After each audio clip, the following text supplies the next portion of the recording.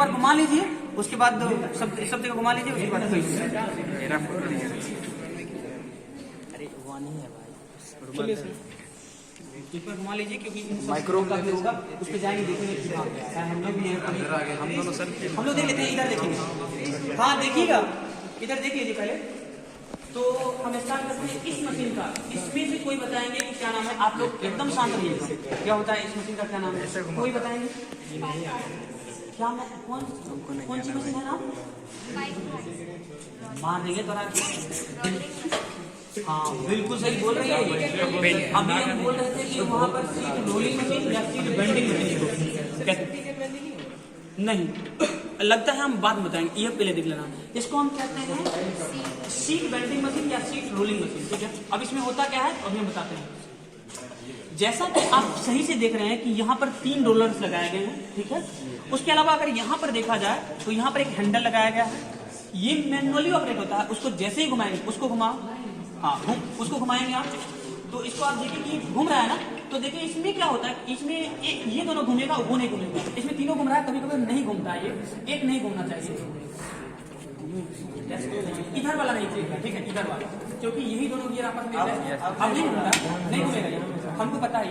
तो होता क्या है, इसमें 3 रोलर्स हैं, एक शांत सीधा देखो, इसमें 3 रोलर्स हैं, 1, 2 और 3 रोलर्स हैं। ये तीनों रोलर्स इक्वी डिस्टेंस पे हैं, मतलब ट्रायंगुलर पोजीशन पे, यानी कि 60 डिग्री पे। मतलब आप देख रहे हैं इक्विलेटरल ट्रायंगल देख रहे हैं, सेम उसी इक्विलेटरल ट्रायंगल का जो ऊपर वाला शीर्ष होता है, शीर्ष बिंदु पर एक रोलर को रखिए, उसके बाद दूसरे रोलर को रखिए और उसके बाद तीसरे रोलर को रखिए। जब ये तीनों रोलर इक्वी डिस्टेंस पे होते हैं तो क्या होता है कि ये नीचे वाला और ये रोलर एक दूसरे से कनेक्टेड होता है। किससे? गियर के थ्रू। ये दोनों गियर है, ठीक है, अस्पर गियर के थ्रू रोटेट मतलब अटैच्ड होता है। जब वहां से हम हैंडल घुमाते हैं, उसको घुमाइए, जब वहां से हैंडल घुमाते हैं तो ये दोनों रोलर है वो रोटेट करेगा, लेकिन ये रोलर रोटेट नहीं करेगा। हमने बताया था आपको वहां से रोटेट नहीं करेगा।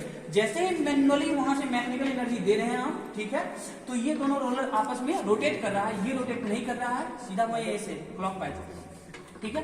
जब क्लॉकवाइज उसको कहते हैं, मारेंगे उसको घुमाए, ठीक है।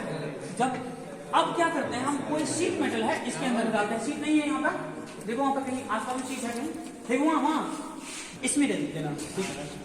अब देखो कि जैसे ही सीट को इसमें दिया जा रहा है, तो अब देखो ये सीट सीधा था, अब ये बेंड हो जाएगा, देखो नहीं मिलेगा। हाँ ये देखो ये seat bending machine, manual seat bending machine, तो ऐसे बेंड हो जाएगा। अब देखो कि ऐसे हम देख रहे हैं, ठीक है, जैसे कि वो घुमाया, देखो वो मैनुअली हाथ से वो हैंडल घुमा रहा है, तो ये दोनों रोलर जो है ये दोनों रोटेट कर रहा है और ये रोलर रोटेट नहीं कर रहा। ये रोलर तब रोटेट करेगा जब इस सीट को इसके अंदर में डालेंगे, तो इस और इस रोलर और इसके बीच में एक फ्रिक्शन क्रिएट होगा, फ्रिक्शन क्रिएट होगा, ये भी रोलर रोटेट करने लगेगा। जैसे कि मान लो ये सीधा है, इस सीट को हम ऐसे बता रहे हैं, ठीक है। अब देखो तुम घुमाओ तो इसमें, अब देखो ये ऐसा बन गया, सीधा हो गया ना, इसको कहते हैं सीट बेंडिंग। एक बार और घुमाओ, इसको हम कहते हैं प्रैक्टिकल। अब देखो, अब ऐसे करना होता हमको तो कितना मेहनत लगता, बहुत ज्यादा मेहनत लगता है, लेकिन ऐसे आराम से हो जा रहा हो रहा। इसको हम कहते हैं seat bending machine, manual seat bending machine या सीट रोलिंग मशीन। एक बार और देखो, इसको ऐसे है, अब कहेंगे सर इसको थोड़ा सीधा करके दिखाइए, तो आप देखो, ये देखो बिल्कुल हो गया, कोई इशू है नहीं।